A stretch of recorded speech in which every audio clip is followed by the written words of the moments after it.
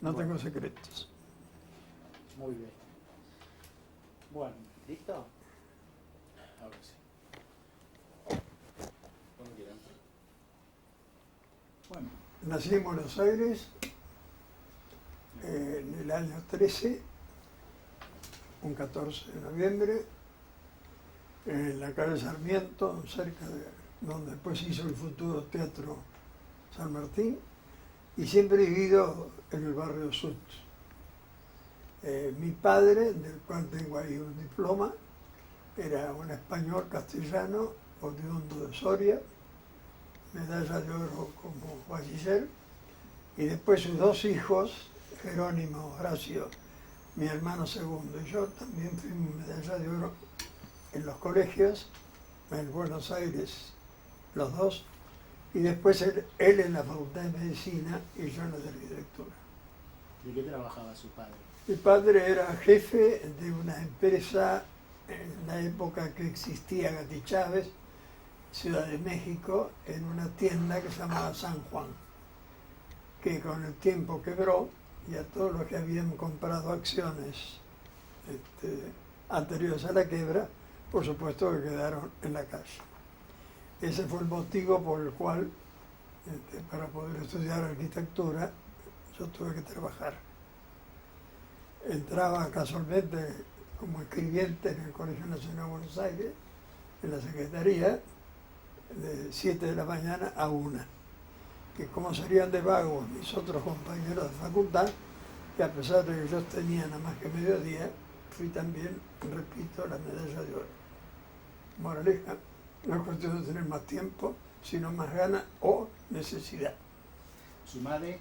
Mi madre es descendiente de vascos, Juana María, una mujer inteligente, a la cual nosotros le debemos muy buena parte de nuestra formación. Nos enseñó principios morales que respetamos toda nuestra vida y que era hija de un vasco francés, Elisamburu, y por parte de los otros parientes, Auricariet y Echegaray. Es decir, por el lado de mi padre, que es castellano, y por el lado de mi madre, tengo características de cabeza dura, de persistente. Que pesa en su temperamento la ascendencia vasca. Parece que sí, pertenezco a la Asociación Vasca, y creo que no traiciono a los vascos cuando me porto bien. Porque parece que hay pocos vascos que se portan mal.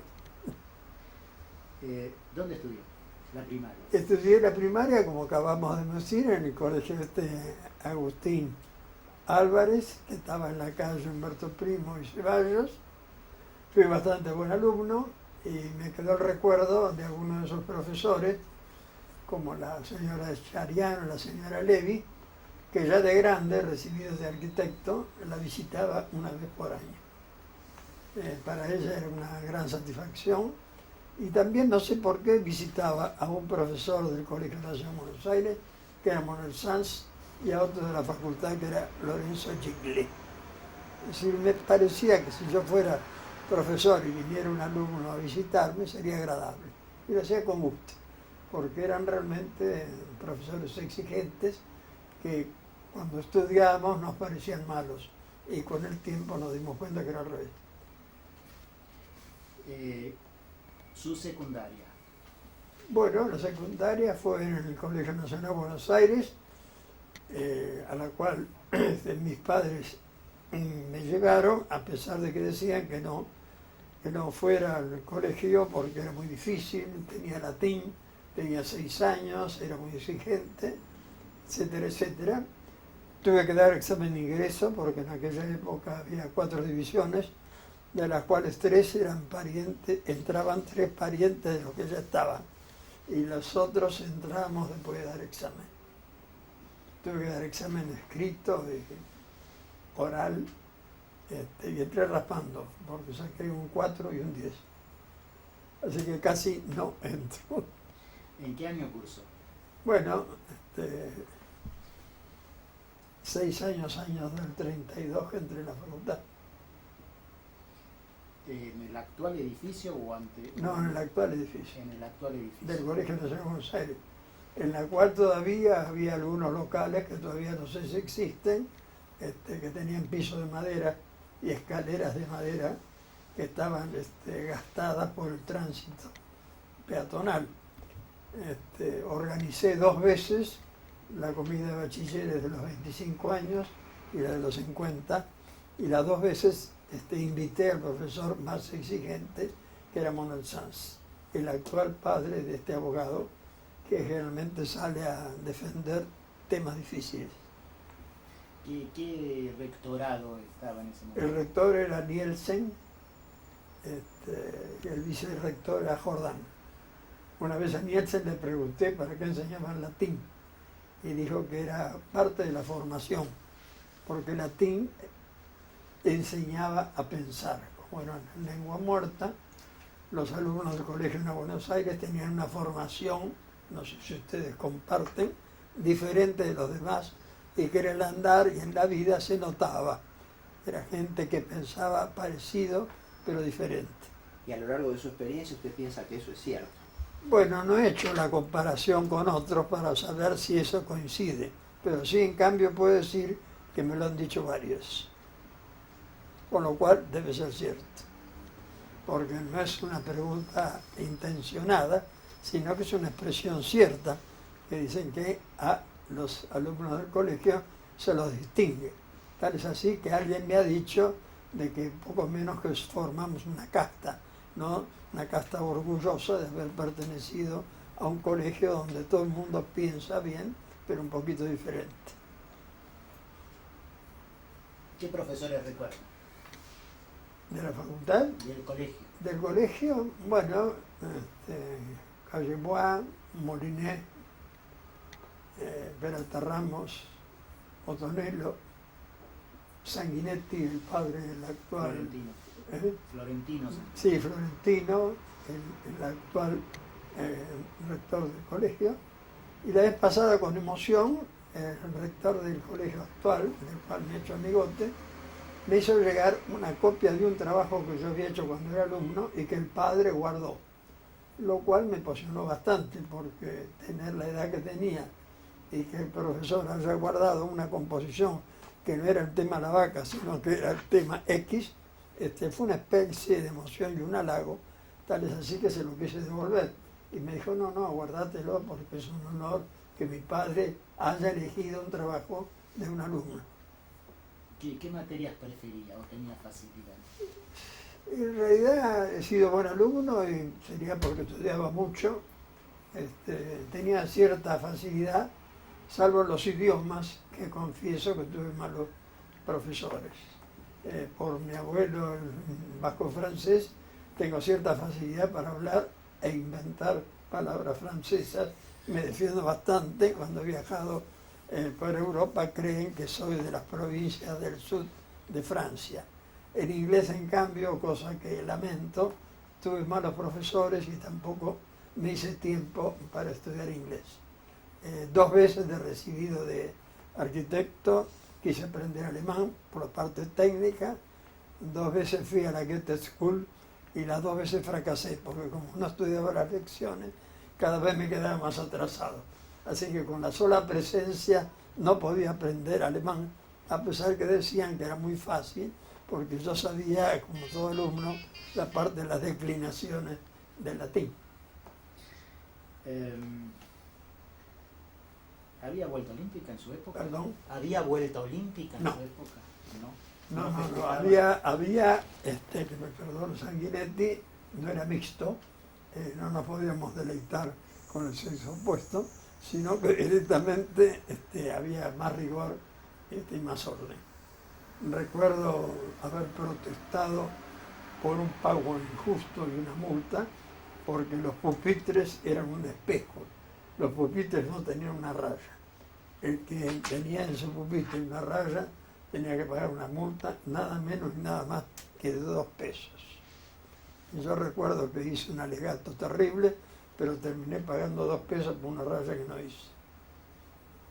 ¿Cómo era la disciplina? Firme. Había un orden, había disciplina, una palabra, creo que era mucho más ordenado, creo, que ahora. ¿Cómo lo ve hoy al Nacional Buenos Aires? Poco, no conozco, no he ido mucho, inclusive no lo visito por cierta añoranza, más bien visito el Girandí, que es donde iba cuando estaba en la facultad a la tarde a tomar algo, y que hoy en día es la residencia directamente de los exalumnos. Pero al colegio no he vuelto, añoro inclusive la placa aquella de juvenilia que estaba en el corredor, la famosa aquella, yo diría el joven que recorre estos lugares donde yo he pasado años de mi vida, que creo que decía algo así como que los éxitos todos de la tierra se basan en las horas pasadas, en los años primeros, en los libros. ¿Usted está de acuerdo con eso? Total. Yo creo que parte de mi formación y mi firmeza en algunas cosas, por no decir en muchas, de mi profesión, es en función de lo mucho que estudié, que por la misma razón de que a la mitad del día no iba a la facultad.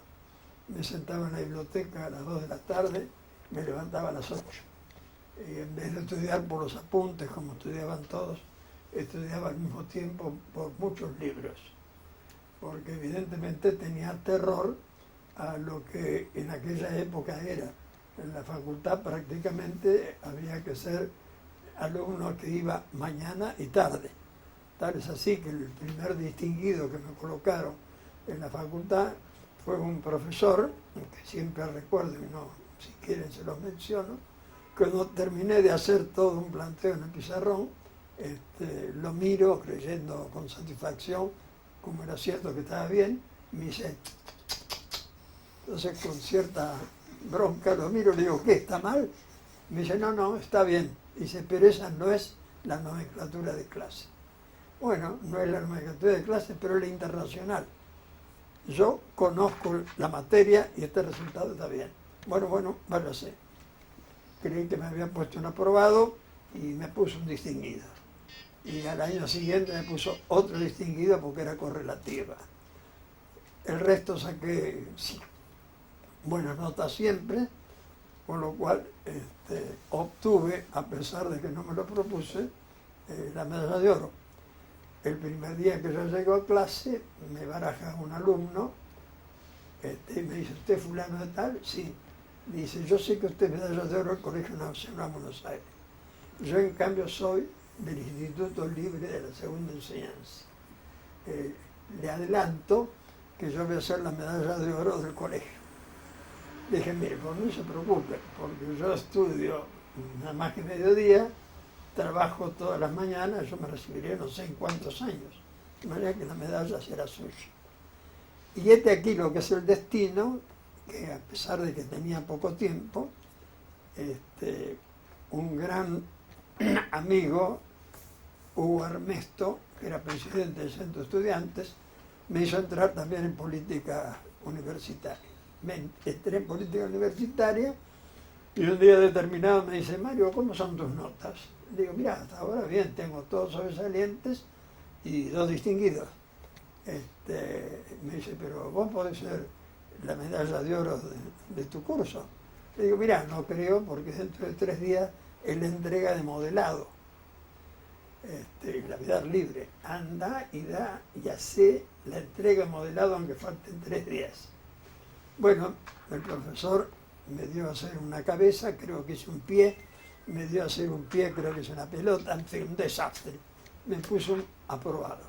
Con lo cual, a pesar de todos los sobresalientes que saqué después, fui la medalla de oro del curso, malgré moi, y el promedio más alto de los 3 últimos años. Con lo cual gané una beca y estuve cerca de un año en Europa, con lo cual me desasné muchísimo. Hice un verdadero posgrado y siempre recuerdo con emoción que si este muchacho no me dice anda y no pierdas tu condición regular, no hubiera ido ni a Europa, ni hubiera conocido lo que sí, ni me hubiera desasnado todo lo que hice, porque recorrí y anduve en 115 ciudades, fui a ver arquitectos, una palabra, con el método socrático de la pregunta y respuesta, creo que aprendí mucho y me afirmé mucho en lo que pensaba. ¿En qué años fue que usted viajó a Europa? Un año después recibí, mi diploma es del 37, yo me recibí el 36.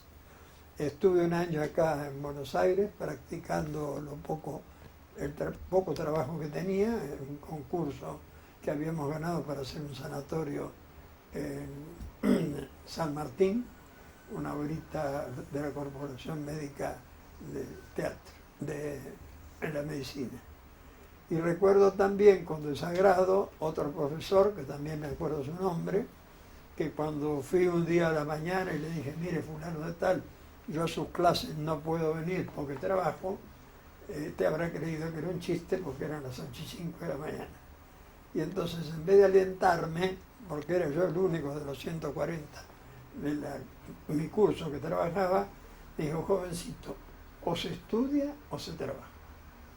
¿Sus padres estaban de acuerdo en que usted trabajara o siguiera arquitectura? No, al revés. Mis padres, a pesar de que necesitaban, nunca quisieron que abandonara mis estudios. Y fueron mis padres los únicos que me apoyaron para que estudiara arquitectura. Porque todo el mundo me decía, vos con las buenas notas que tenés del Colegio Nacional, podrías estudiar ingeniería, medicina, abogacía. Y como no me entusiasmaba, preferí estudiar arquitectura. Y todo el mundo me decía que no estudiara, porque con el nombre de Álvarez no iba a ir muy lejos. Cuando hacían falta 2, 3, 4 apellidos, estoy hablando 1930 y tantos. Es decir, la arquitectura, que todavía no era una profesión que tuviera facultad, sino que era una escuela, estaba poco bien vista. Y los ingenieros, porque durante muchos años fui también delegado estudiantil ante el Consejo de la Facultad, peleaba yo por las incumbencias. Yo sostenía que toda la arquitectura estaba en manos de los ingenieros de acá, de allá y de acá. Y los arquitectos, nada. Entonces yo decía que el arquitecto era un especialista, que el ingeniero era un multifacético, como el médico del pueblo que hace de partero a no sé si dentista, y que en realidad no estaba en el trabajo. Salvo los otros 2 delegados estudiantiles, todo el resto, por supuesto, nada. De manera que nunca conseguí avanzar en el consejo de la facultad con respecto a las incumbencias. ¿Recuerda algún profesor en la facultad que lo haya influido? ¿Que me haya? ¿Que lo haya influido o que Bueno, lo haya marcado? Conozco a alguno que alguna vez me tiró los planos y me dijo, ¿usted quién se cree que es el profesor, usted o yo? Yo, para completar mi desasne, con lo poco que podía, me compraba revistas extranjeras, con lo cual me daba cuenta de que había una arquitectura en el mundo que no era la que nos enseñaban en la facultad, que eran todos profesores del École des Beaux-Arts. Todo había que hacer Pompier en francés, y todos los arquitectos que en Buenos Aires trabajaban eran también pertenecientes a esa escuela. El que me tiró los planos, también me acuerdo cómo se llama, y de todos los demás hizo lo contrario. A algunos les organicé huelgas porque eran malos profesores y a otros porque daban clase mirando el reloj para ir directamente a su trabajo particular. ¿Cómo se define como arquitecto? Bueno, creo en los principios serios con que he estudiado. Creo en una arquitectura funcionalista, constructiva. Tengo mentalidad, posiblemente, como el otro día charlábamos, de ingeniero. Creo que la estructura manda. No conozco ninguna Miss Mundo, como dije el otro día, que tenga buen esqueleto. Mal esqueleto. Es decir, yo creo que el esqueleto en una obra, la estructura, que la concibo de entrada, forma parte, diría, de las buenas obras. Creo ser funcionalista, lucho por la simpleza, por la sobriedad, y no me preocupa si llamo o no la atención con lo que hago. Siendo presidente, porque también fui presidente metido en política del Centro Estudiante de Arquitectura, conseguí traer desde Francia, por intermedio del padre de un condiscípulo, Lavalle Cobo, Auguste Perret. Auguste Perret es el arquitecto francés que en el año 1890 y tantos utilizó por primera vez el hormigón armado en una obra en París, en la calle Franklin. Y él en las conferencias que dio, capté de él muchísimas cosas, como que había que hacer arquitectura que sirva, que perdure, no importa que nos llame la atención, porque lo que llama la atención generalmente empacha o cansa. Él decía que la arquitectura no es un afiche, como se llama Ausan, un gran publicista francés, es lo que le llaman un grito pegado en la pared. Pero a los pocos días, eso que está pegado en la pared, que llama la atención, se tapa con otro. Mientras que la arquitectura es un algo que queda y que evidentemente debe perdurar y debe permanecer con una sobriedad, dignidad, como si uno creyera que siempre lo vio. Es decir, no he hecho nunca obras para llamar la atención, sino que algunas a través de los años, como han perdurado, llaman la atención porque se mantienen. Y no son raras, son sobrias, son sencillas, funcionan bien, e inclusive algunas tienen 40, 50 años de antigüedad y parecen hechas ayer.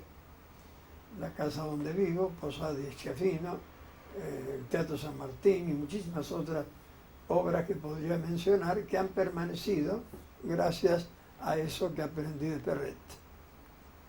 ¿Qué opina del edificio Obras Sanitarias en Córdoba y Riobamba? Siempre es un tanque de agua. Sí, es un tanque de agua revestido, como el que está en la calle San Juan y Cochabamba, Entre Ríos y Cochabamba. Bueno, siempre me impresionó y me emocionó la capacidad del que la proyectó, de que pudo combinar en su estudio hasta el último ladrillito esmaltado y hizo una combinación aceptable. Es toda una expresión y un alarde de arquitectura compuesta por un revestimiento y tiene los valores de la permanencia. No opino sobre ese tipo de arquitectura, porque no es la que yo pienso, pero lo admiro como trabajo de un alguien que estando lejos pudo armar una cosa que salió bien. A mí me hubieran sobrado piezas o me hubieran faltado. Pero eso de esconder lo que hay, no, eso forma esas por eso. ventanas falsas que hay. Eso, por eso dije que eso no quiere decir que lo pondere. He ponderado la habilidad del arquitecto de hacer la composición externa, pero concepto, un tanque de agua, revestirlo como si fuera una casa, bueno, me parece que es la negación de los principios de la arquitectura. Yo creo que la arquitectura tiene que, si puede, mostrar afuera lo que hay adentro y no esconderlo. Sin embargo, ha habido con posterioridad, y vamos por ahora a silenciarlos, muchos arquitectos famosos que han hecho ventanas que empiezan en la planta baja, van hasta el segundo piso y siguen de largo a pesar de que hay otros entrepisos. Es decir, arquitectura escenográfica, arquitectura hecha de afuera para adentro. Bueno, creo que lo de afuera, en la buena medida, es un poco lo resultante de lo de adentro. ¿Qué edificio conservaría de Buenos Aires? Creo que muchos. Mantendría aquellos que son realmente símbolos, en el cual he trabajado bajo tierra, he hecho más metros cuadrados de los que existen en superficie, es el Teatro Colón. El Congreso, que es una expresión de arquitectura renacentista italiana, con la diferencia de que siempre yo, de joven, hubiera demolido todas las manzanas que existen alrededor y hubiera dejado el Congreso en un parque. Me parece que es una obra importante, posiblemente uno de los capitolios mejores del mundo, que está mal ubicado porque lo han dejado llenar de construcciones laterales. Entre nosotros parecería ser que existe terror a tener espacios verdes. Tal es así que cuando hicimos el Teatro San Martín, proyecto del año 53 que se empezó en el 54, que se hizo en 2 años y medio, y estuvo parado 3 años y medio, propuse que se prohibiera construir en toda la manzana, para que en el año 2050 el teatro estuviera directamente en un parque. y todas las expansiones del teatro se hicieran como hice en Teatro Colón, y como se han hecho en otras partes del mundo, se hicieran bajo tierra. ¿Qué influencia tienen los factores ecológicos o ambientales en sus obras? Bueno, trato de agredir lo menos posible al ambiente.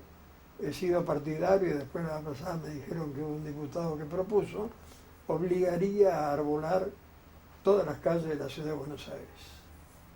En alguna medida demolería manzanas de edificios viejos y haría un parque y una torre en el medio, con lo cual trataría de aumentar el espacio verde, que es un poco lo que conseguí convencer a un cliente inteligente cuando hice la torre del Le Parc.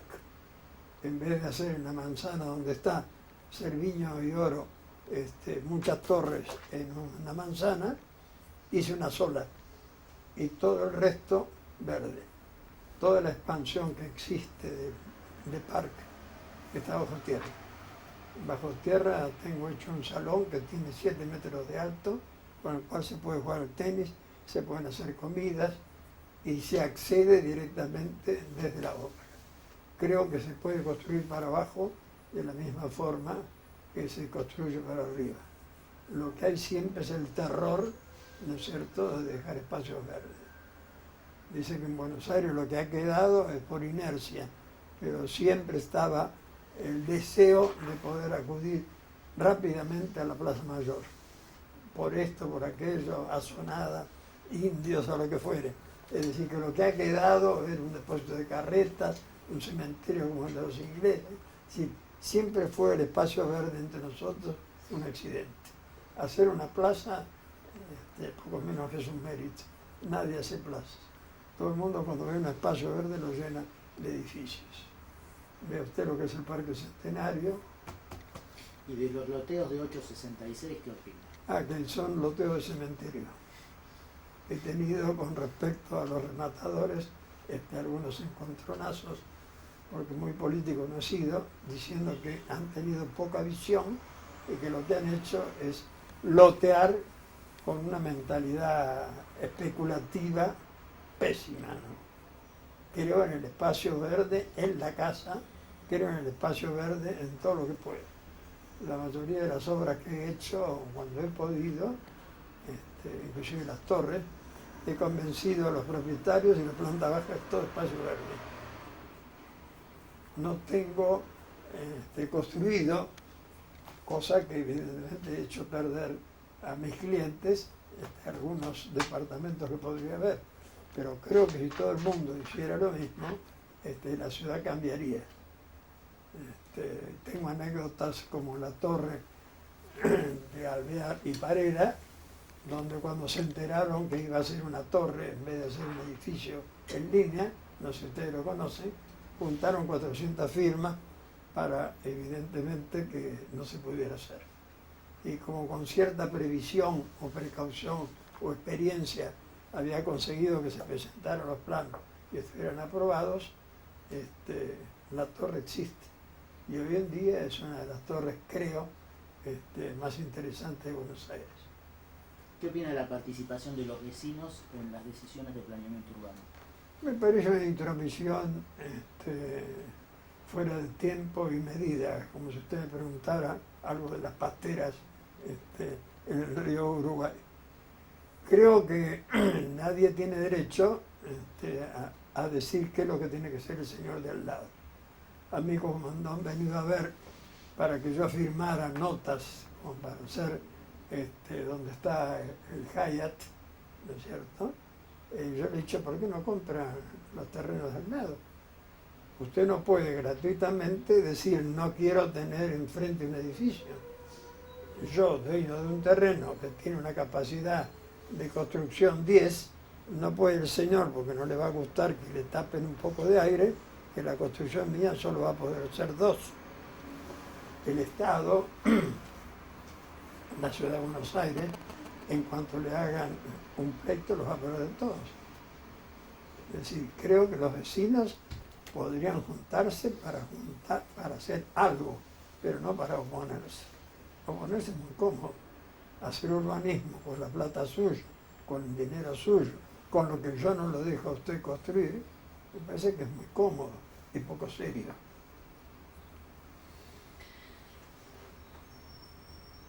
¿Alguna vez le demolieron alguna obra? Sí. ¿Y qué sintió al respecto? Bueno, una pena impresionante.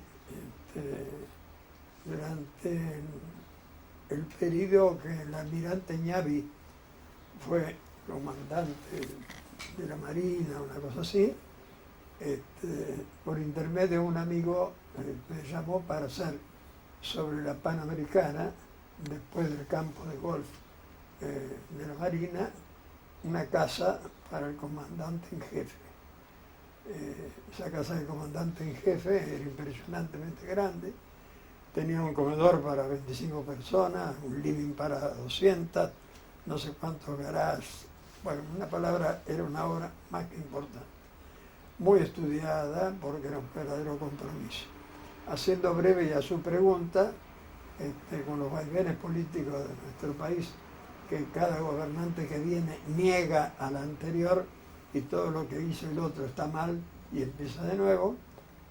En la época de no sé qué autoridad posterior, un día me contaron de que habían contratado o tenían una grúa con una bola y le hicieron pelota, la deshicieron completamente, cuando en realidad había costado una fortuna hacerla y se podía haber dado un destino, un colegio, un asilo, es decir, no demolerla. Es decir, nunca entendí cómo nuestros gobernantes, por odio, para que no queden vestigios, se muele una cosa que puede tener otra utilidad. Hay gente que vive en villas miserias, hay gente que no tiene dónde cobijarse. Yo creo que una construcción tiene posibilidades de uso y no demolerla. ¿Para qué? Para que no quedara vestigios de lo que había resuelto una autoridad anterior. Dicen que eso es universal, ¿no? Dicen que inclusive el Panteón de Roma de Agripa no es de Agripa, sino que parece que Agripa le borró el nombre al anterior y puso el de él. El de nosotros no existe la continuidad. Donde ahora la Reserva Ecológica, hace como 30, 40 años, el gobierno municipal eligió a 3 arquitectos, entre ellos el que habla, y durante 2 años, con 70 personas, hicimos un plan para una futura expansión de Buenos Aires. Así como Canberra, la capital de Australia, tiene su capital rodeada de verde, nosotros habíamos hecho una propuesta más que interesante, cruzábamos con los subterráneos y teníamos emplazado en el eje histórico un parlamento, todo rodeado de verde, en fin, seguíamos un poco lo que es Catalina, en una palabra, trabajo de 2 años y pico. Lo entregamos, no nos lo pagaron, tuvimos que luchar para cobrarlo, y el intendente que llegó de turno lo puso en el archivo, lo olvidó. Estoy hablando de lo que hoy es Puerto Madero. Y lo que se llama la Reserva Ecológica es, según la UNESCO, un disparate, porque es un montón de escombros, producto de refulado, producto de demoliciones, que en realidad lo que crece ahí no tiene ningún valor. Según la UNESCO, Reserva Ecológica es el delta.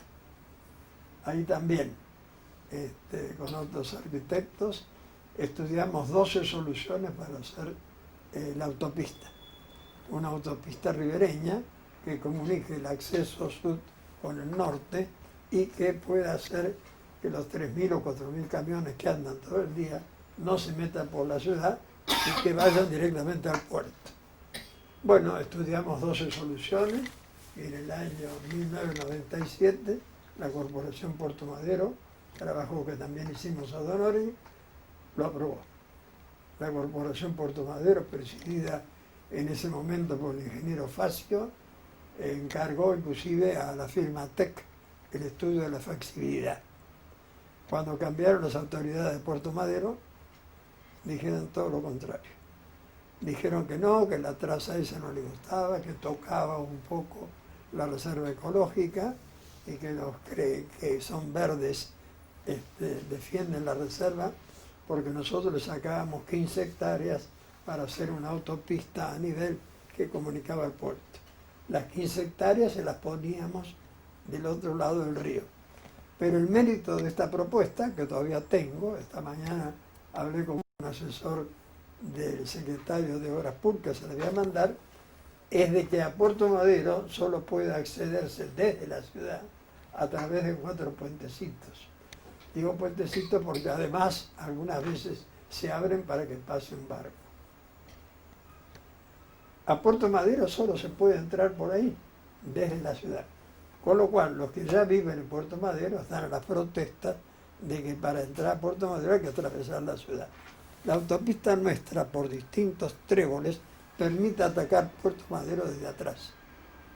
Con lo cual, es una solución práctica, urbanística, y que complementa una cosa que no tiene solución. Ahora, el actual gobierno municipal piensa hacer, por la Mora de Justo o algo parecido, una autopista de 4 kilómetros subterránea. Con lo cual, el tema ese no lo resuelve y para ir a Puerto Madero tenés que atravesar la ciudad. Es decir, si vos venís del sur y vas al norte, te tenés que meter dentro de la ciudad para poder acceder. Y si querés entrar a Puerto Madero, tenés que entrar a través de la ciudad. Bueno, ¿eso cómo es que no sale? Bueno, no sale porque temen la oposición de los que se dicen amantes de la reserva ecológica. En una palabra, por no tener la oposición de alguienes entendidos o no, que yo creo que no, no se hace lo que corresponde. Si en París el intendente Haussmann hubiera pensado parecido, París de hoy no sería lo que es, porque él ya en su época demolió castillos, iglesias. Es decir, no podés evidentemente ser gobernante y tener la unanimidad completa. Creo que era Voltaire que decía, no conozco la fórmula del éxito, ¿no conocés? Dice, conozco la fórmula del fracaso. ¿Cuál es? Dele el gusto a todos. Es decir, yo gobernante, acá mismo me sucede, no le puedo dar el gusto a todos. Pienso mucho, pero después decido. Y un gobernante no puede creer que va a tener el aplauso de toda la población. Siempre va a haber que se va a oponer, como el cuento del gallego, de que hablan que estoy en contra, ¿no es cierto? Sin fundamento la gente se opone. Y cuando vos como funcionario que tenés la unanimidad unánime del gallego, nunca vas a hacer nada. ¿Vos querés tomar otro ángulo? Porque muchas veces se dirige a mí. No, está bien, pero sí, podemos cambiarlo. Si quiere cambiarlo. Me pasás de este lado y dame una buena mano. Estos liberales un poco. Igual no tenemos mucho por variar.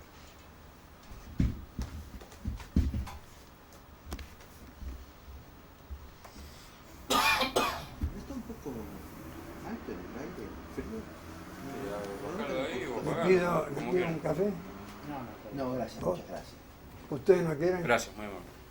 Gracias. ¿Ya están grabando? Ya estamos. Usted, arquitecto, se va a tener que tirar un poquito para... Ahí, que no se vuelque para adelante nada más. Decía, no se trata de hacer comparaciones odiosas. Ocurre que yo ayer vine de París. Sí. Ah, bueno. Y estaba pensando en lo que usted decía.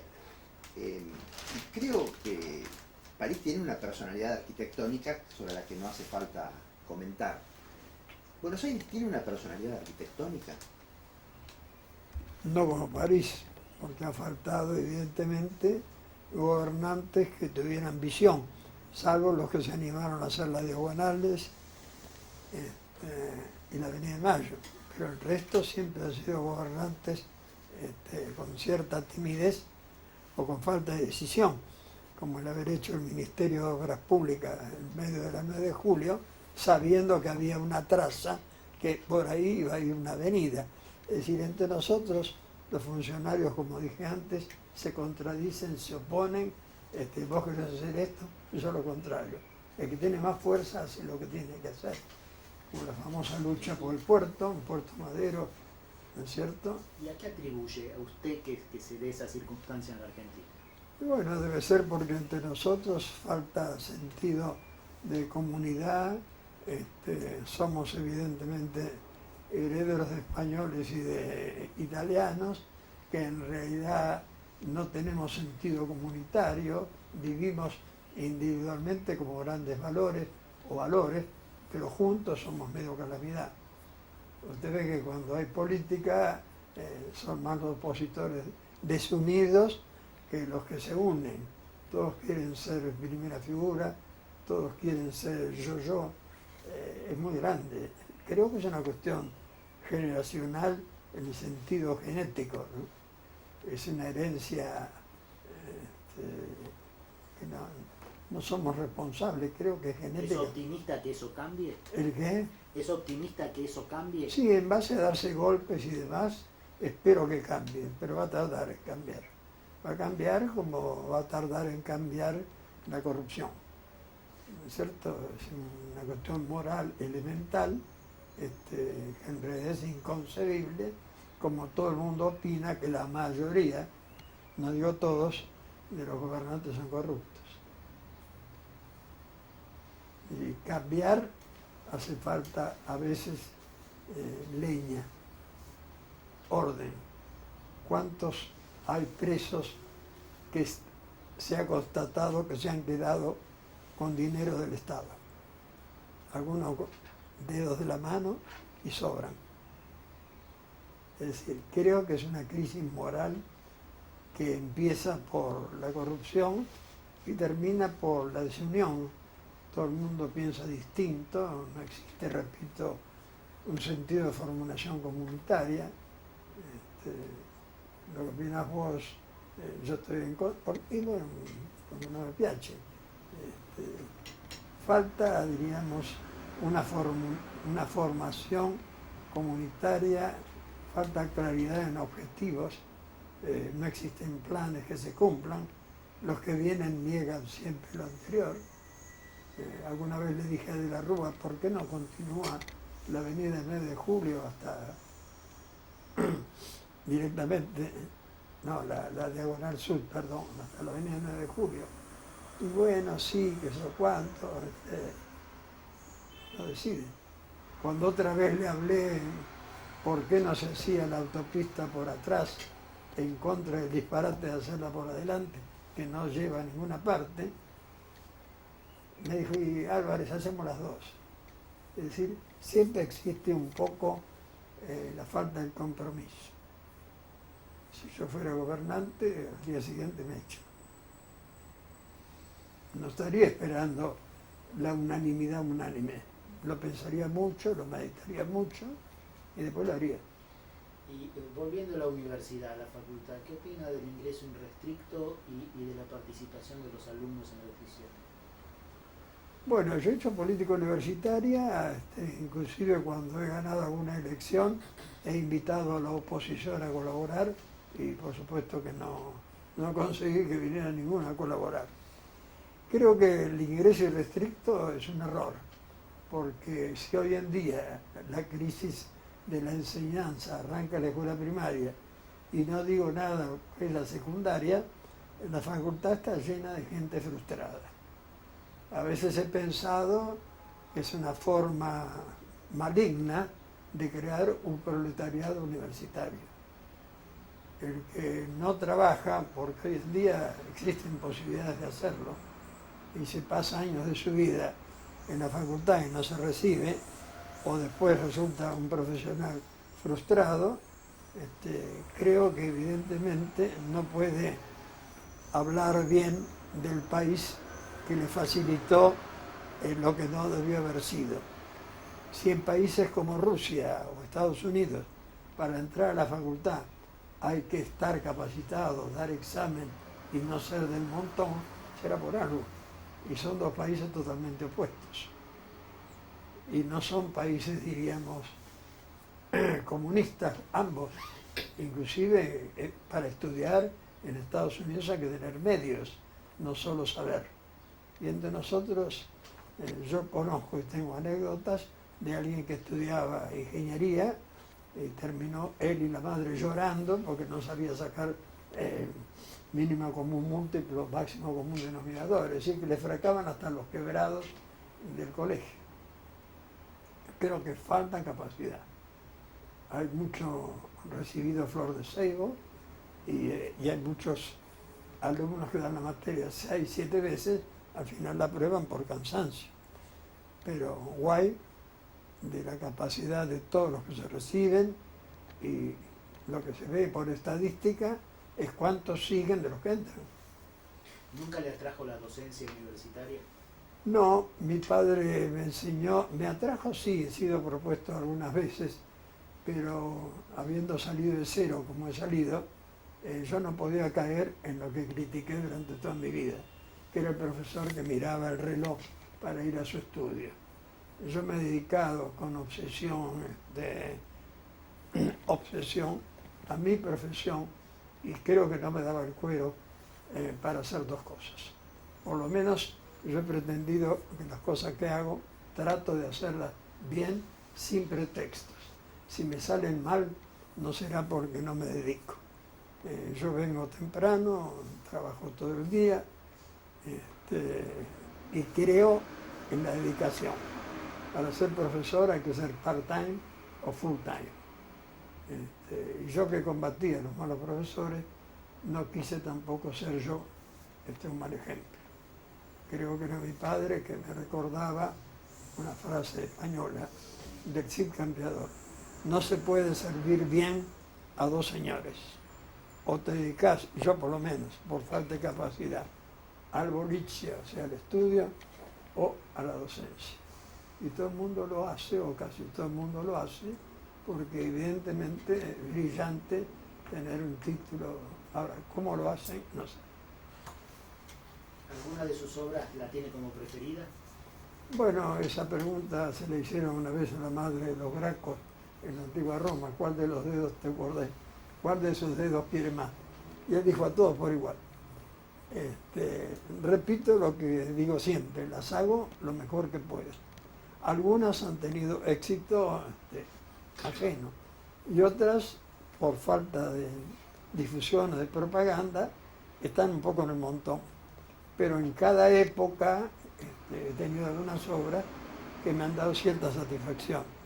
El Teatro San Martín, que es una de las 30 obras que contrató un intendente y que cuando lo defenestraron, la única que estaba empezada en el teatro.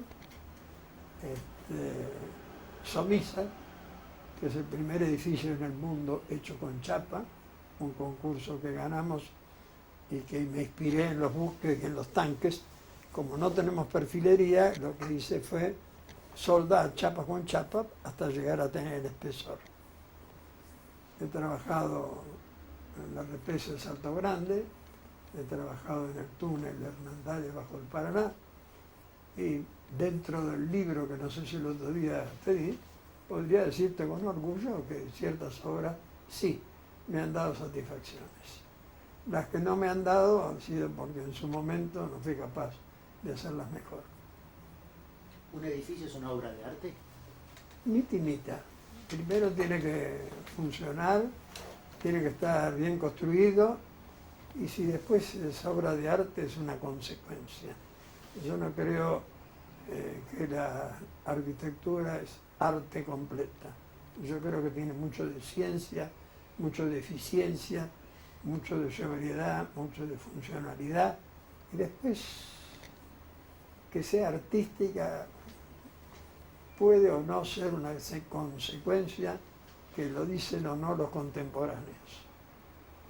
¿Cómo ve la incorporación de obras de arte a la arquitectura?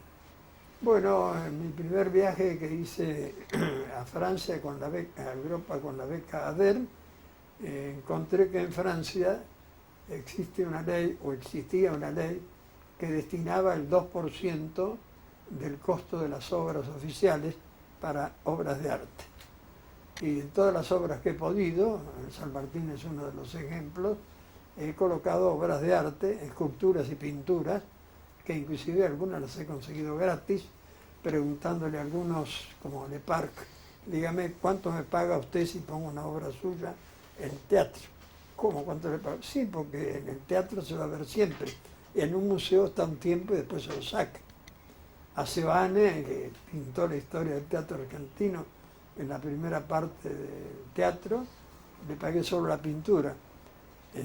A otros no le pagué nada, porque entendí que le daba cabida a una obra que se exhibía siempre.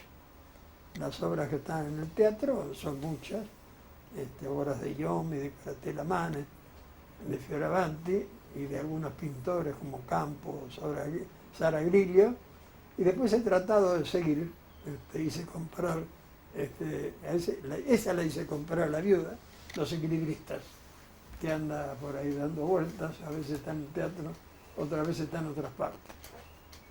Y en cada una de las obras que he hecho, cuando he podido, he colocado una obra de arte, porque creo que la escultura y la pintura mejoran los espacios vacíos, si esos espacios son agradables. No siempre he tenido suerte, porque evidentemente cuando las obras se terminan, los propietarios están cansados de su costo, de manera que al arte no le quieren destinar mucho. ¿Estuvo tentado de desarrollar su profesión en el exterior?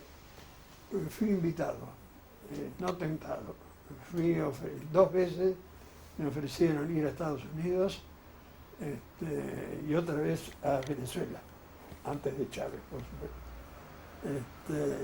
Y las 2 veces preferí quedarme, tratar de ser, si era posible, cabeza de ratón, no cola de león, no perdí mi familia, mis amigos, el entorno, mi club. No fui valiente, porque significa expatriarse, crear otro mundo, y mis amigos que han tenido éxito, como Mignoli, Peli, Catalano, no sé si han sido personalmente felices como he sido yo en mi barrio. La primera detención policial que tengo es por jugar al fútbol en la calle. En la calle Solís, donde yo vivía, entre Humberto y San Juan, jugábamos en la calle. En la época que el vigilante estaba en la esquina, no sé si ustedes recuerdan, en una garita. Bueno, jugábamos al fútbol unos cuantos y en una de ellas llegó la policía, agarró a uno. Y ese uno, otro vigilante, le dijo, no, déjalo a ese, que ese es el hijo del comisario. Y me agarró a mí, que no era el hijo del comisario. A ver, no, me costó una paliza. Bueno, en aquella época se podía jugar al fútbol en la calle, había poco tráfico. Me acuerdo con la esquina donde yo vivía, en Humberto Primo Solís, siempre anduve por este barrio, había una fonda, se sacaban las sillas a la vereda, los italianos iban en vino con lupines. Recuerdo que iba a la panadería con una moneda de cobre de 2 centavos, compraba algo, todavía pedía la yapa. Es decir, era otra época, ¿no es cierto? La época del que vendía hielo y pasaba con su barra y su arpillera, porque no teníamos heladera. La heladera cuando yo era chico era una caja revestida de zinc, donde ahí mi madre colocaba pedazos de hielo. Y me acuerdo que mi madre a veces preguntaba cuando pasaba el pescador, peixe fresco, decía, ¿dónde meterán el pescado que no vendió durante la noche?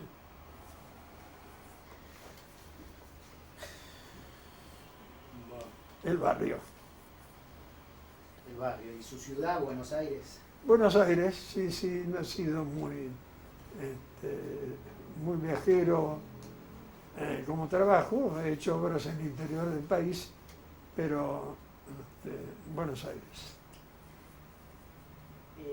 ¿Qué siente un hombre que basó toda su vida en convicciones profundas? ¿Perdón?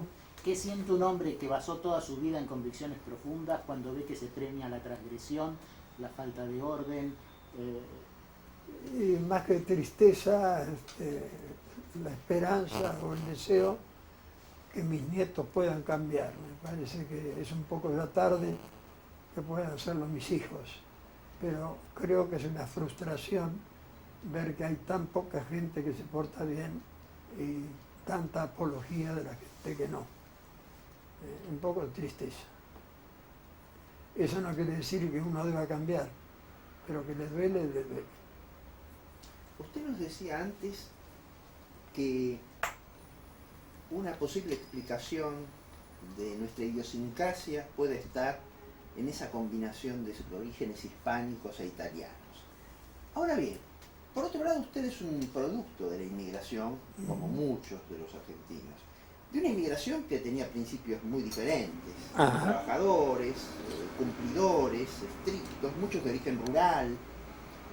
¿Cómo se explicaría entonces el hecho de que esos orígenes, esencialmente de gente trabajadora, honesta, hayan generado otras condiciones, en las que, por ejemplo, la corrupción fue avanzando hasta el grado que hoy la conocemos? Claro, pero yo no creo que todos han tenido la suerte de tener padres que se han ocupado en inculcar principios morales. Cuando usted es honrado por una cuestión, como decía el paisano, de teta, no puede ser deshonrado con el tiempo. Las veces que me han querido coimear, usted no se imagina. Sin embargo, me han dicho, pero usted es un tonto, ¿usted cree que las cosas se hacen sin coima? Famoso retorno, la cometa, la mordida, son universales. Creo que los hijos de muchos inmigrantes, que a lo mejor tenían ideas claras de trabajo, se vieron un poco con los malos gobiernos frustrados y cayeron tal vez en lo que no quisieron sus hijos. Es decir, yo no niego las posibilidades, pero creo que los males han sido acá entre nosotros. Si cuando usted lee libros de un Buenos Aires antiguo, usted se entera que el contrabando, le hace en el puerto, existió desde la época de la colonia, usted se da cuenta que no solo en la época de la inmigración honesta, sino que siempre hubo entre nosotros corrupción, en un grado X. Mientras que en otras partes del mundo, soy un teórico, creo que la enseñanza es un poco comunitaria, se enseña y se aprende a que hay que ayudarse. Entre nosotros, repito lo que dije hace un rato, somos todos individualistas. Las ayudas que formulamos las hacemos a título individual. Yo dono mi jubilación a una señora que tiene directamente una villa miseria.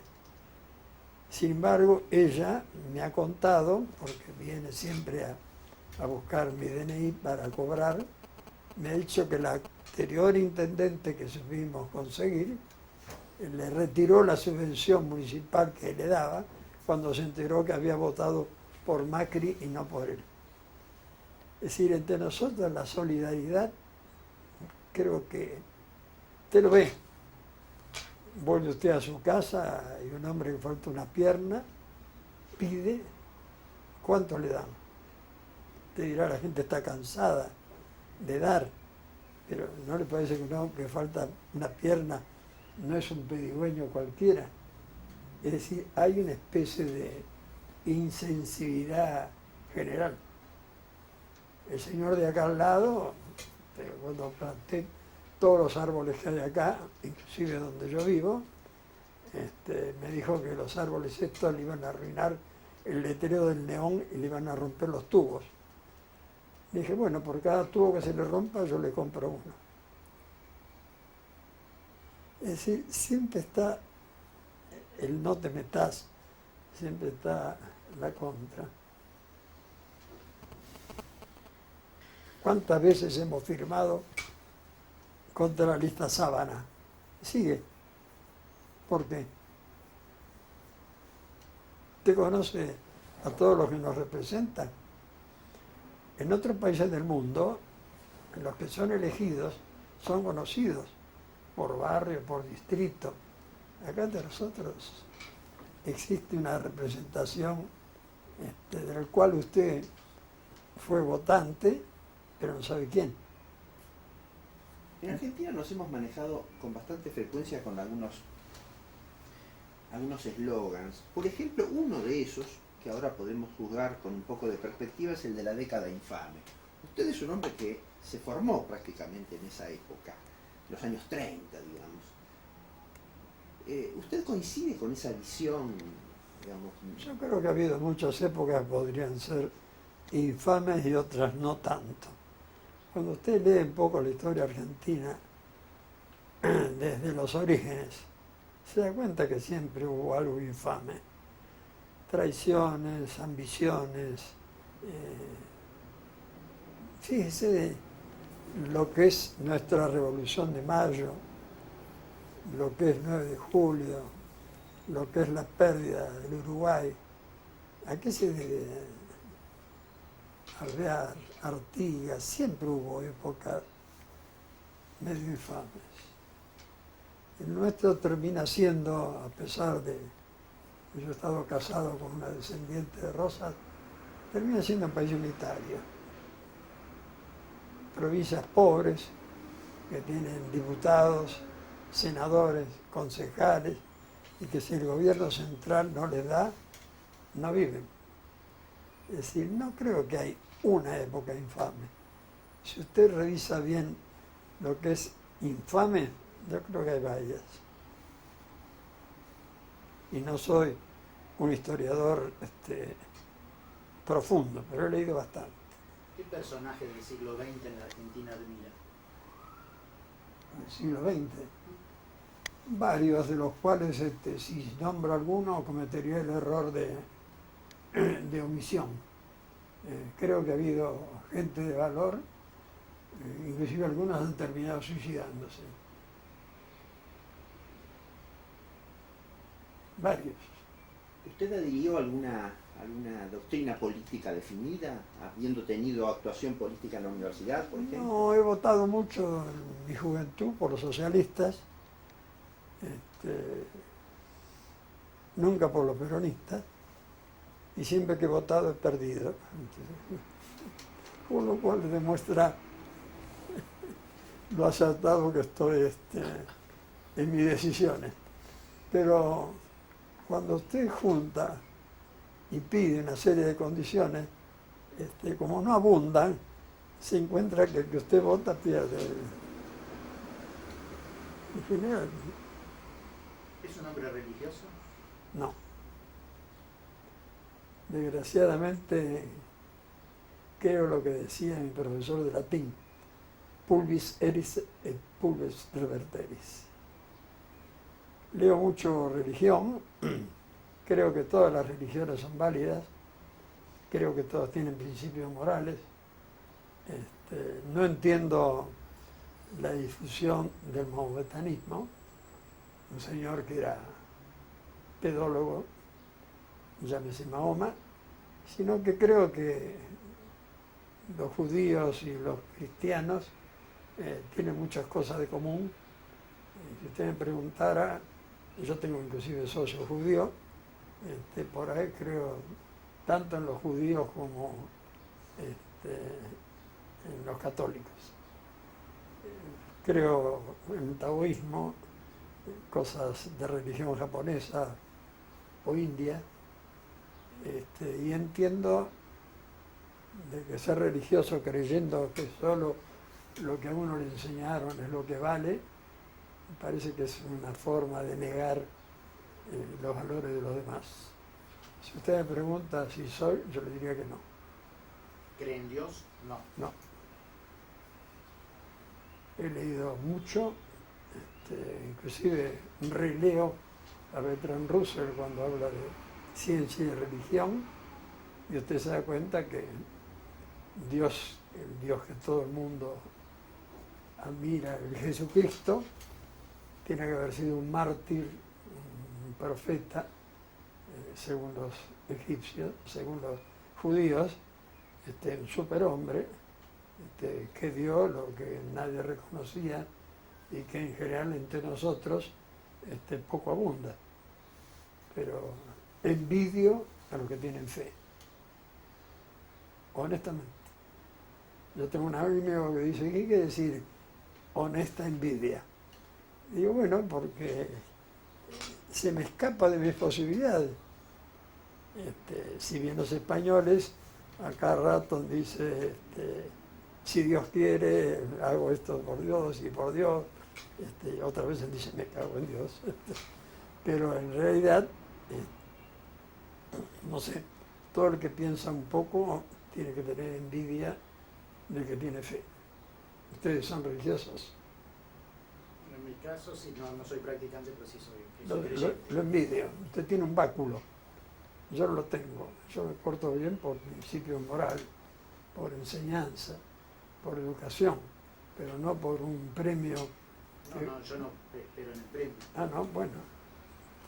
No me porto tan bien como usted, ¿no? Pero No, ahora creo que yo me porto tan bien. Yo tengo una vida muy clara, muy limpia. Si soy modelo es porque he supervivido a enfermedades y a la edad que yo tengo.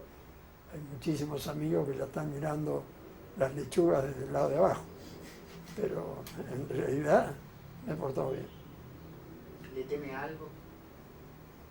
A las enfermedades, a la miseria que veo y que no tiene arreglo, a la indiferencia, personalmente a la inseguridad. Creo que usted sale de su casa y no sabe cómo vuelve.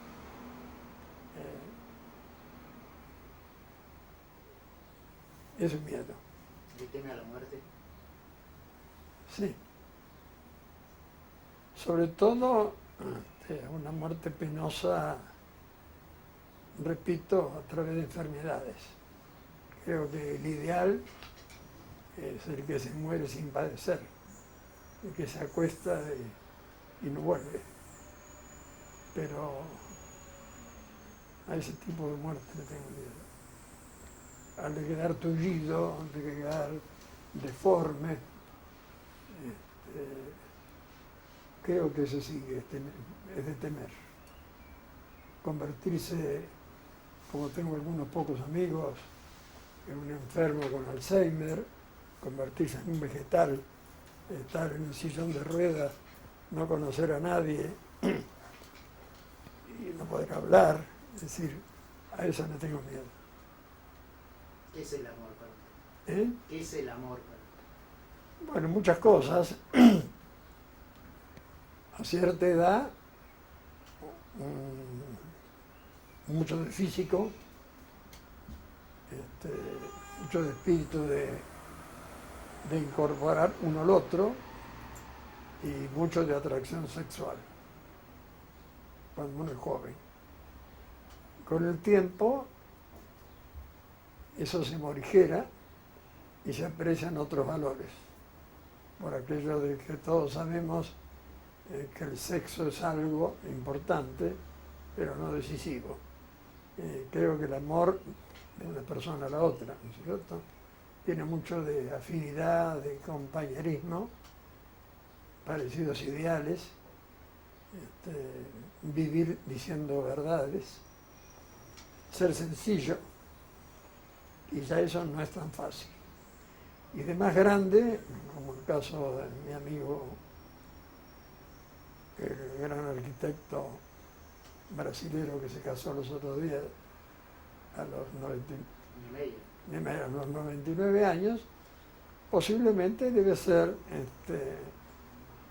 solidarizar una amistad, concentrar un algo que tiene evidentemente valores que al principio no sé si uno los tiene tan en cuenta. La gente en materia de amor se divorcia seguido, se aguanta poco y creo que equivocadamente se casa temprano. El hombre en general no está formado sino después de cierta edad. ¿A qué edad se casó usted? Viejo, 39. ¿Por qué? Porque no quise renunciar a los principios de mi profesión. Si me casaba y tenía una familia y descendencia, iba a tener que, por supuesto, mantenerlos. Y iba a tener que renunciar a los principios que yo creía. que era hacer lo que he hecho hasta la fecha. De manera que si bien tuve varias novias, todas me fueron largando porque no concretaba. Pero en realidad el que no se quería casar era yo. ¿Cómo compatibilizó su vida familiar con su adicción al trabajo? Bueno, me educaron con una dedicación al estudio y al trabajo. En realidad, mis padres vivieron satisfechos de ver que 2 de sus 3 hijos cumplieron con los principios morales y de enseñanza y practicaron lo que nos inculcaron. Tener 2 hijos, medalla de oro en Nacional Buenos Aires, y 2 hijos, medalla de oro de la facultad, es evidentemente para un padre, creo que algo más que una mera satisfacción. No sé si respondí a su pregunta. Sí, o sea, no tuvo ningún conflicto familiar en función de tanta dedicación al trabajo. No. ¿En la formación de sus hijos? No, tal vez con mi mujer, a la cual evidentemente me permitió ser bígamo. Mitad me dediqué a ella, la otra mitad a la profesión. La arquitectura era su novia. ¿Perdón? La arquitectura era su novia. Sí, mi amante, mi novia, como usted quiera. Yo siempre digo que me paso acá en el boliche más horas que en mi casa. Y con mis hijos traté de incorporar los mismos principios que a mí me enseñaron, y a mi hijo varón, que es el segundo, que es arquitecto, malgré él o no lo que sea, de chico por vanidad o no sé qué, le puso mi mismo nombre. Y sin forzarlo a que estudiara arquitectura, estudió arquitectura y es arquitecto y socio del estudio.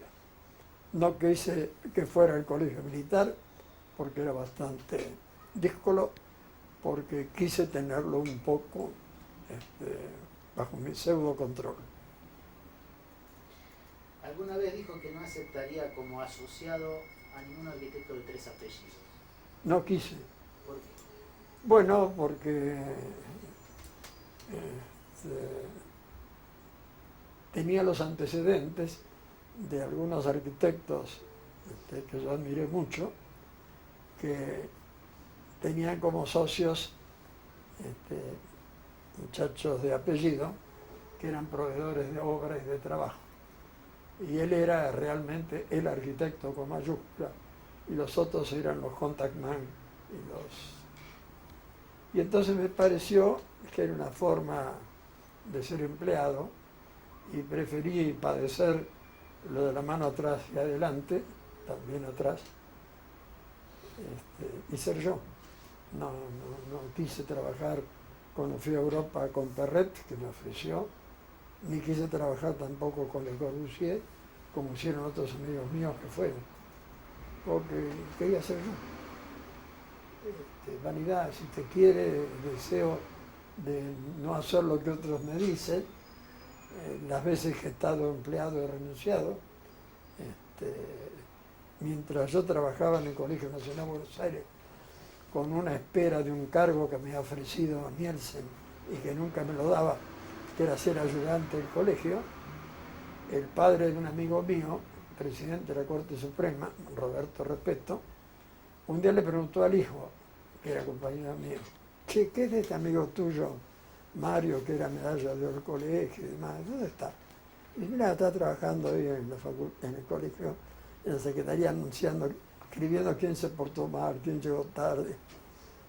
Me dio, sin que lo pidiera, un puesto en el Ministerio de Obras Públicas, donde trabajé unos cuantos años, y renuncié porque tenía que hacer arquitectura tipo Ministerio de Guerra, o tenía que hacer arquitectura tipo Banco Nación. Y renuncié.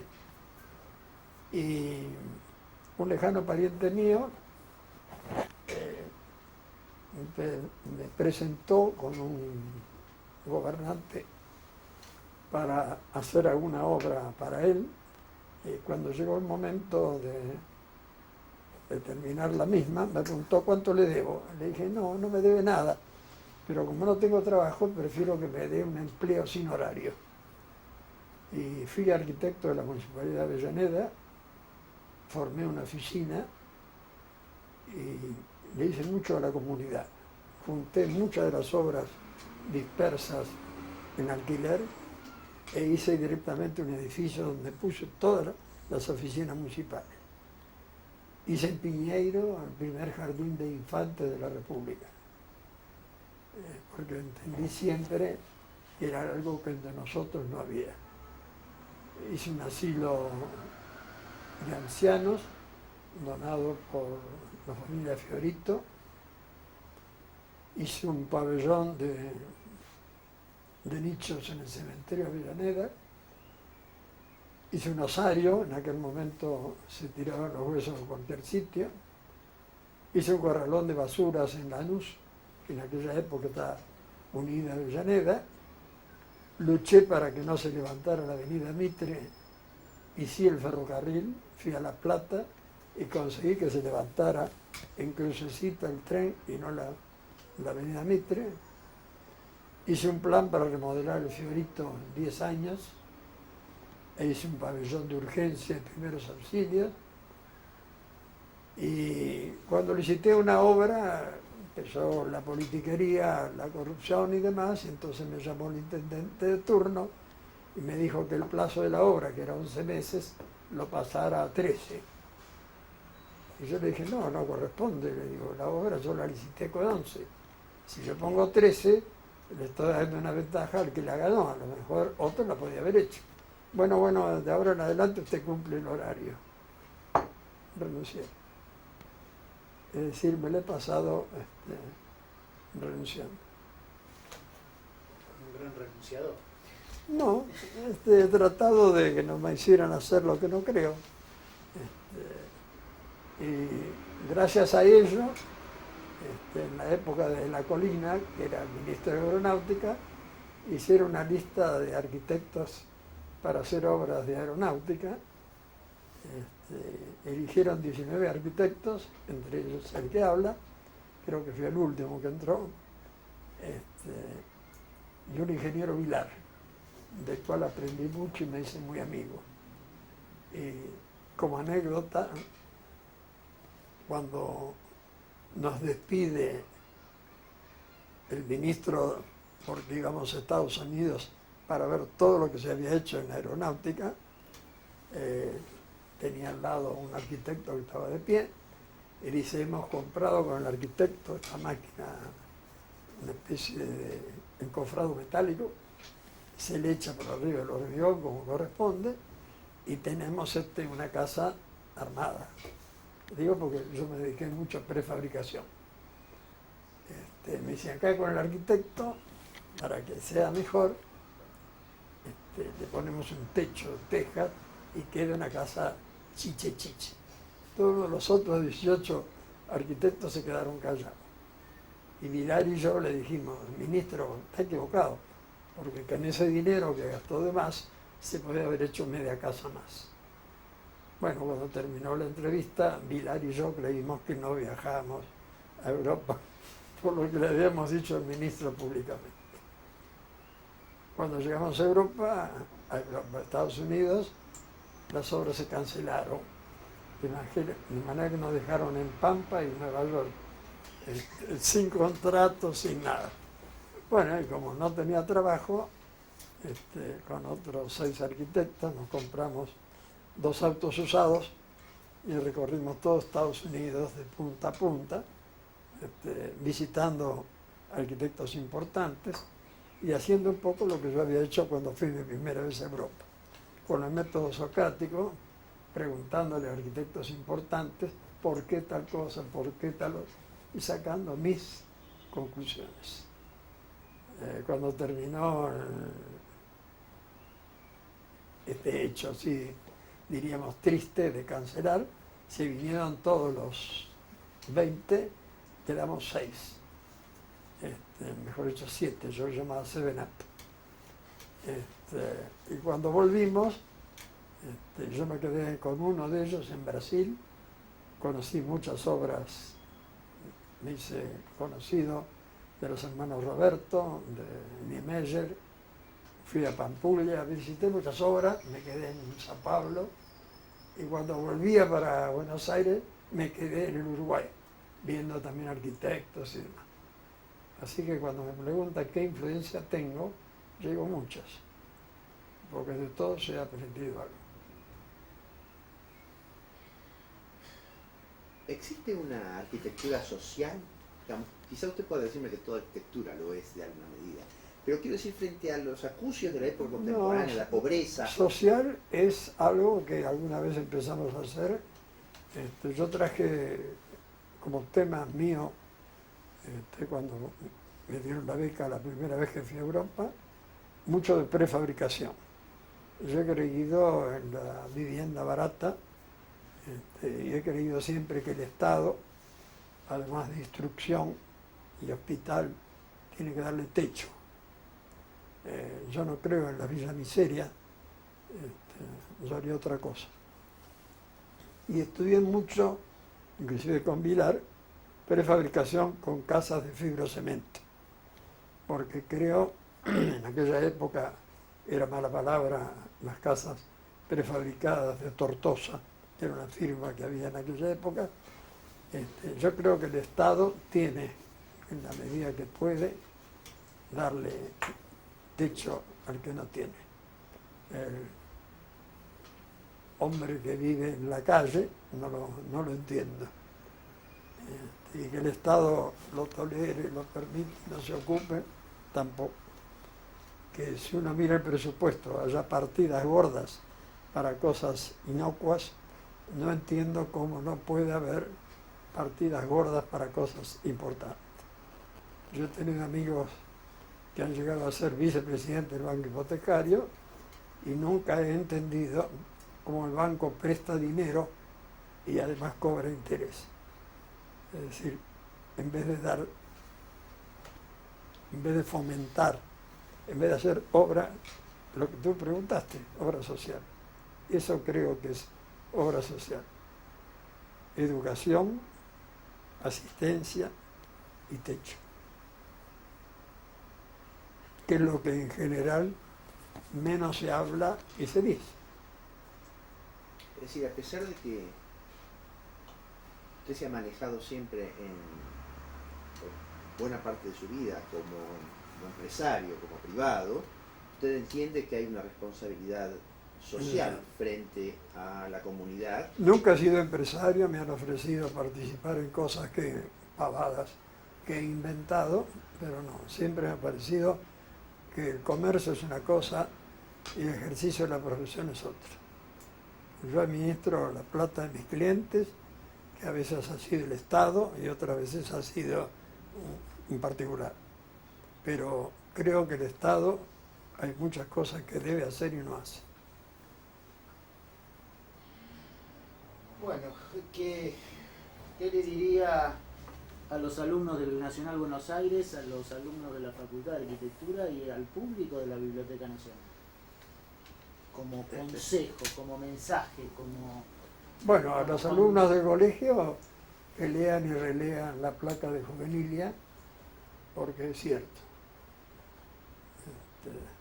A los de la facultad, que estudien más de lo que estudian y que no crean que el apunte hecho por otros alumnos es harto y suficiente.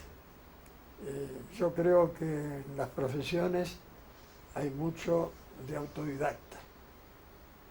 Recuerdo haber leído en un congreso internacional de arquitectos del año 30 en Roma, un congreso del CIAM, donde los arquitectos concurrentes decían nosotros que somos autodidactas. Y lo decía un arquitecto italiano, nada menos que en Italia. Creo que acá entre nosotros, a los alumnos de la facultad, les diría que estudien más y hagan menos política. ¿Y a los argentinos en general? Y que tratemos de ser menos corruptos, de portarnos mejor, ser solidarios. Sí. llegó a los postres.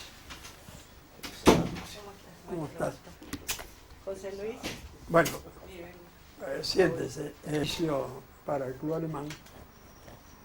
Había 3 empresas constructoras asociadas. Una era Polledo, que era presidente de la Cámara Argentina de Construcción. El otro era Crivelli, que había sido ministro de Obras Públicas. Y el otro era Natino, que como era amigo de los dos, se creía con los mismos derechos. Las reuniones eran 1 o 2 veces por semana, a las 8:30, en obra. Y estos llegaban siempre tarde. Entonces, es una neda. Entonces el alemán que estaba conmigo representando al club, se llama Ostertag. Dice, Álvarez, dice, ¿por qué no ponemos una multa? Pusimos una multa. El que llegaba tarde pagaba $1 por minuto. A partir de ese momento, Polledo, Natino y Crivelli llegaban en hora. Por la cargada, por el dólar, y después hacíamos un almuerzo en el cual, evidentemente, los que habían aportado más no eran los que comían menos, sino que directamente estaban avergonzados. Y yo, por si no robaban la planilla, tenía un duplicado de la que estaba en el obrador. Y en materia de puntualidades, que dicen que es la cortesía de los reyes, tengo un amigote que se llama Diógenes Urquiza, que estaba cansado de que un matrimonio llegaba siempre tarde a la casa de él a comer. Citaban a X hora y llegaban siempre 1 hora después. Y entonces, harto un día que el matrimonio ese siempre llegaba tarde, cuando pasó la hora razonable de espera y no llegaba, cuando toca el timbre, no lo atiende. Sale corriendo, se puso el pijama, apagó las luces y ya se fueron todos. No sé si es cierto, pero contado por él parece que sí. Bueno, Alicia, nosotros estábamos ya hicimos tu trabajo. terminando. ¿Alguna pregunta en relación tuya que quieras hacerle? Creo que barrimos bastante. Sí, no sé si del colegio se profundizó demasiado. Eso tanto no sé, pero a lo mejor vos podés profundizar. Nosotros hicimos un buen trabajo. ¿Sí? Modestamente. Modestamente. Yo lo que quería preguntarte es, más allá de la profesión, ¿qué otras herramientas te notás que te ha dado el colegio? Y si eso es, como a muchos de nosotros nos pasa, a lo largo del tiempo y de la vida se sigue verificando esa aparición de herramientas dotadas por el colegio. Bueno, antes que vos llegaras, yo mencioné una pregunta que le hice a Nielsen, ¿por qué nos enseñaban latín?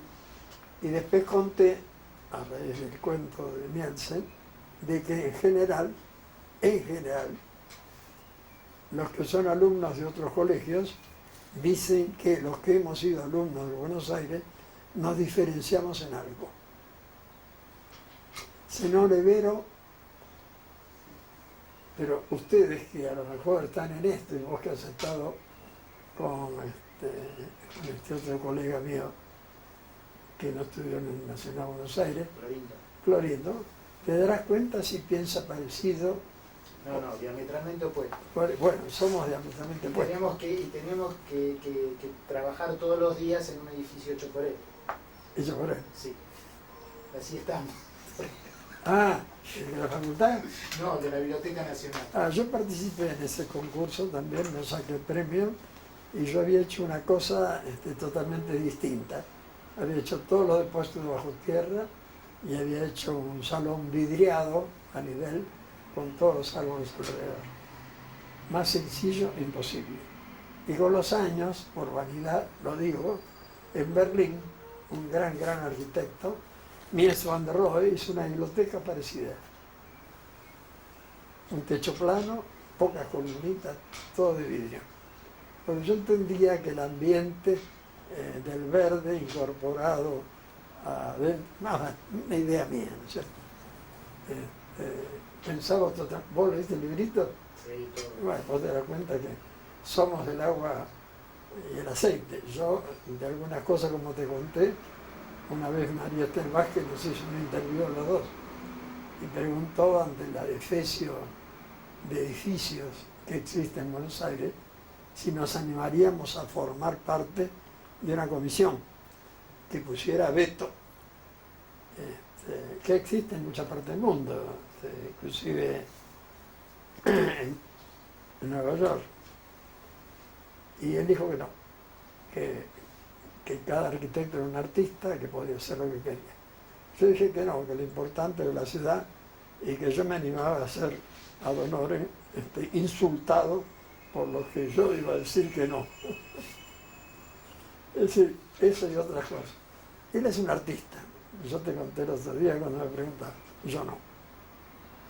Por eso cuando vos decís si la obra de arquitectura es artística, bueno, puede ser que parezca, pero creo que es más ciencia, función y construcción que arte. Puede ser que el arte sea hacer, como pienso yo, lo más con lo menos. Yo quisiera preguntarte otra cosa. ¿Esa te la contesté? Sí. Más o menos. Nosotros seguimos diciendo para afuera que es el mejor colegio Nacional Buenos Aires, pero los que conocemos el día a día y tenemos trato directo, decimos que es el menos malo. Entonces, ante la situación de la educación en la Argentina, absolutamente devaluada, y todos los otros problemas que tiene la juventud, la adolescencia, la clase docente, ¿por qué considerás vos que aún así sigue siendo el menos malo o el mejor?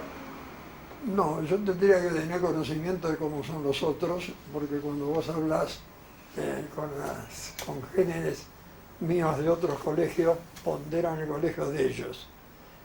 No conozco tanto como para poder opinar. Soy amigote conocido de Sanguinetti, que es el hijo de quien fue mi profesor de literatura. Pero hoy, antes que vos llegaras, hablábamos de que el colegio había decaído en alguna medida, que había aparentemente menos algo que antes, menos disciplina, no sé si menos orden, que si seguía siendo el mejor, vos lo preguntás, por ahí en el país de los ciegos, Torterrey, ¿no? Pero no conozco, repito, como para poder ponderar y decir, el colegio es el mejor.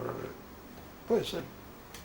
Sí, nosotros consideramos, después de analizarlo entre muchos, que eso sucede por el gran esfuerzo, no por mérito solo del colegio, sino por el gran esfuerzo que realizan los alumnos en todo el proceso de ingreso. Entonces, que esa cultura del esfuerzo les queda impresa y que después hace que ellos también exijan.